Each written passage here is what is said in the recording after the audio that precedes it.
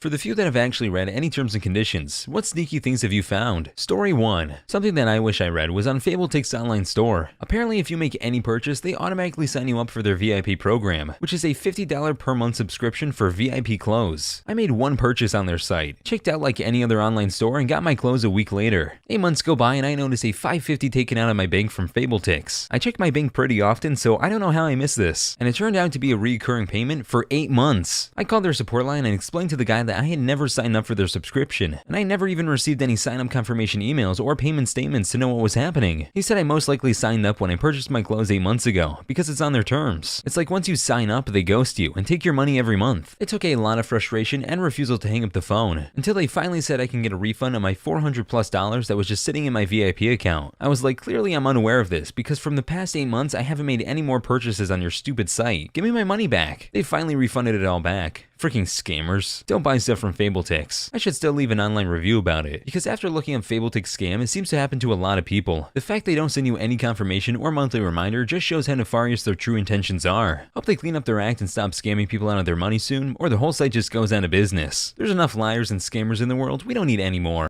Story 2.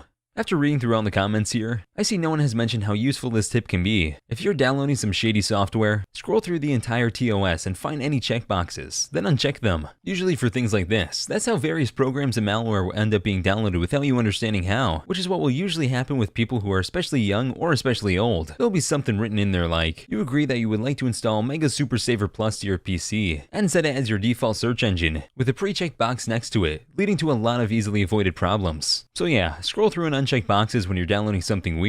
You don't even need to read the terms, just be aware what could be tucked away inside them. I agree, especially with older people. With younger people, at least their parents are usually there watching them, or telling them what they can and can't download. But sadly with older people, scammers take advantage of their lack of knowledge with computers and install so much garbage on there. Story 3. WhatsApp. When it went full Facebook 4 years after purchase, sent out Android update. The update said it was just adding the ability to give group chats a subheading. What it was actually doing was giving Facebook permission to take information. This option was enabled by default, of course it was. And you had only 3 months to notice this had happened before the option to opt out was disabled. I was late noticing this. But when I read the terms and conditions, the last line said something along the lines of, even if you opt out, Facebook and the Facebook family of companies will still take the data for training purposes. And deleted my account. They probably had my info by that point, but frick that stuff. Installed Signal. As soon as Facebook bought it, I uninstalled it. I just knew they were going to pull some garbage like this. I've been using Signal for years and have a lot of friends and family that use it. Everything that the Zuck touches turns into a data farm, I'm telling ya.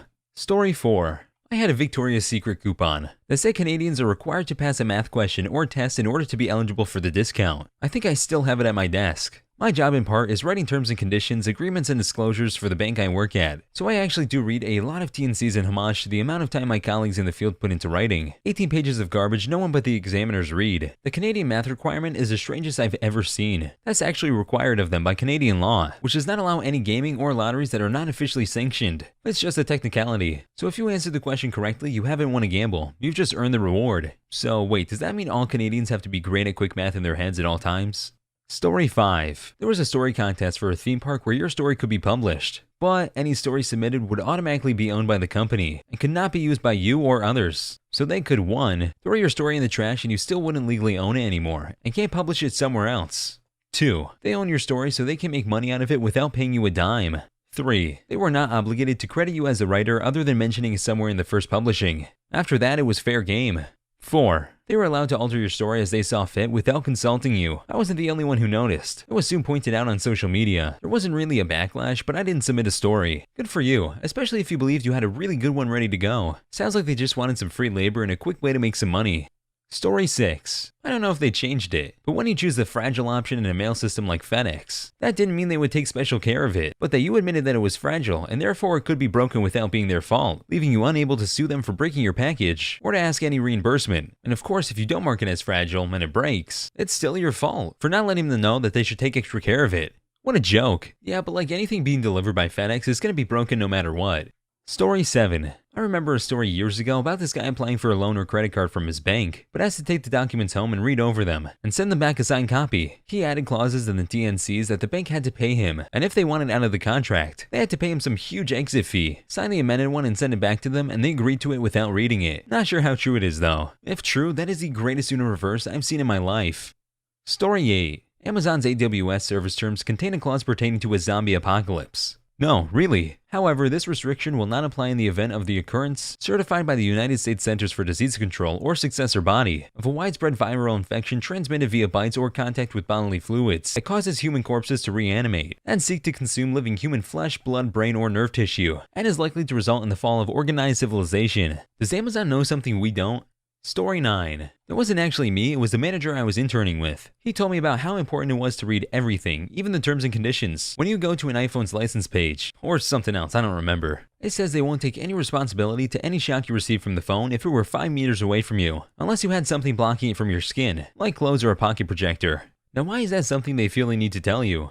Story 10. Wanted to sign my kid up for cheerleading. Sat there and read the terms and agreement. Said something along the lines of, "We are not responsible for any accidents that occur in the transportation of your child. My husband lost his brother in a school transportation accident, and they initially tried to avoid the blame. So naturally that line gave us the heebie-jeebies and we just left. Turns out they were just a shady company all around. She now cheers through her school. Amazing job just leaving. That is 100% their fault. Yes, there's idiots on the road, but they're responsible for who they hire to transport kids. And if they're recklessly driving, that's on them." Story 11. A while ago, 2011, there was a scam work-from-home service widely advertised all over Facebook and other places, promising enormous paychecks and a free trial. It was an opt-out subscription service, as you might expect. Curious as to how the scam worked, I looked at their T&Cs. There was a clause in there requiring you to pay $10,000 in compensation to the company if you filed a chargeback against their fees. While say you would never stand up in court, dealing with debt collectors who might conveniently offer to settle for a mere $3,000 would be all sorts of heck. If you have to subscribe to a job, that ain't a job. Story 12. As someone who had to get a private policy and read the thing, as far as I know, I'm not allowed to use my own service, according to the legal agreement I got with myself and agreed to, in case I do know that I access a service against what's written in the privacy policy. I should contact myself by email letting me know so I can erase any private data I got on myself. If I refuse to erase the data, I think I can sue myself. Send help. How do you handle your GDPR if you're a brick and mortar store that only does states in the US? You geo-block the rest of the world. Easy peasy. Story 13. Deviantarts TOS is basically a contract allowing them to print, reproduce, and profit from your art, if they so choose, without needing your permission or consent. Usually this takes the form of ads or contests, where they'll be used in public displays. If you post works that show a high level of technical skill, then you need to either sign it or use a big watermark. Things like this are pretty common on most art or picture websites. Not saying it's right, just that similar things are common. Story 14. Back in my day when people legally acquired new music by buying CDs, one of the bands I listened to would hide nice little messages to fans in the copyright legal fine print in the booklet that came with the CD. Sometimes there would be a small link to a hidden part of their website that had extra content. Pretty cool of them. Story 15. Ancestry DNA owns your DNA forever and can do what it likes with it. I foresee Jurassic Park coming, but with people. Edit. No duh. There are already people walking around. I'm imagining a scenario more like, we clone famous infamous people for kicks and giggles. King of like the Hall of Heads in Futurama. Well, luckily for me, that wasn't my DNA. Story 16. GameStation once made an Immortal Soul clause on April Fool's Day to prove that no one actually reads the terms and conditions. It read, by placing an order via this website, on the first day of the 4th month of the year 2010 Anno Domini, you agreed to grant us a non-referable option to claim for now and forevermore your Immortal Soul. The devil's in the details. Story 17. I know at some point Comcast was not responsible if it killed you. Haven't looked at it in years though. Used to work for them so you get to learn the terms pretty quickly. Comcast is not responsible if, during an interaction with one of our experienced customer service representatives, the customer's cranial region ruptures or in any way combusts due to any number of medical factors. Probably because their long wait lines feel like they'll kill you. Story 18. I'm a lawyer. Whenever undergrads tell me they want to go to law school, I tell them to read the entire iTunes terms and conditions without skipping a single sentence. If they can't get through it, they don't have the discipline and attention to detail for law school. Fairly good test to be honest. Story 19. I was stoned and downloaded a mobile game some years ago. I decided to read the terms and conditions. It was like 20 pages and mostly had to do with privacy and microtransaction stuff. In the back half, a paragraph was the lyrics to Toto's Africa. I want to know what app this was. Story 20. Thank you customers for actually reading our terms and conditions. Send us an email with the following content and we will send you a free box of chocolates. They did indeed send chocolate. Control F reading on every term and condition now, or other keywords. Story 21. Gun range one time, I saw that if I yelled out I love dogs, my time and anything I buy is half price. I immediately did so, startling my best friend. That was awesome. The contract to a job I had working in the desert warned about the frequency of alien attacks. I was disappointed to go a year and a half without any though. Wait, so after a year and a half there was one? Story 22. If you make money on TikTok, the owners can rightfully take the money. They can also use your videos in their advertisements without your permission, even if the videos are private. Cody Ko had to deal with this. Even private videos? That's just not right.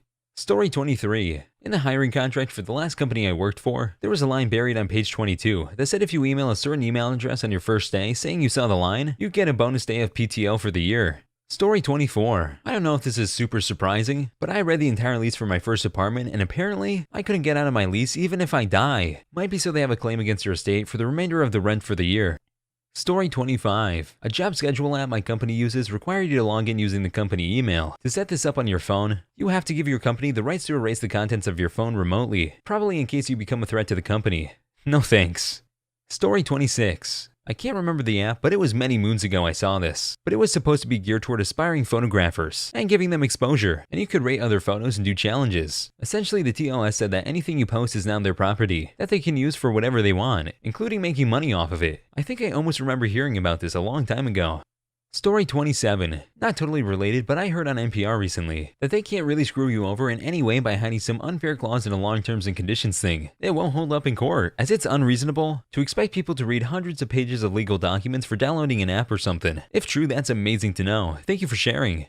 Story 28. If you want to take Huawei to court, you have to take them to court in China. What they don't tell you is that it's near impossible for a foreigner to win a court case in China. They just want that home field advantage. Story 29. Pretty sure anyone who ever played the original Diablo also agreed to sell their soul to the devil in the terms and conditions. Oh my god, those religious 90s moms were right. Story 30. While buying a train ticket in Russia, the train breaks down, don't think of this as a way to get compensation. Consider it part of the Russian experience.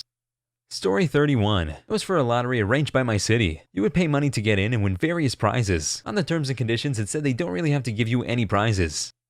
Story 32. Gym membership contract. One of the reasons they will not allow waiving your resignation fee is in case of a nuclear reactor core melting. Is that what's powering their gym? Story 33. On Amazon. Anytime they want, they can take away from me the books that I've bought on Kindle Store. That's why I hate buying movies and such digitally. I want to actually own it without the possibility of someone just taking it away.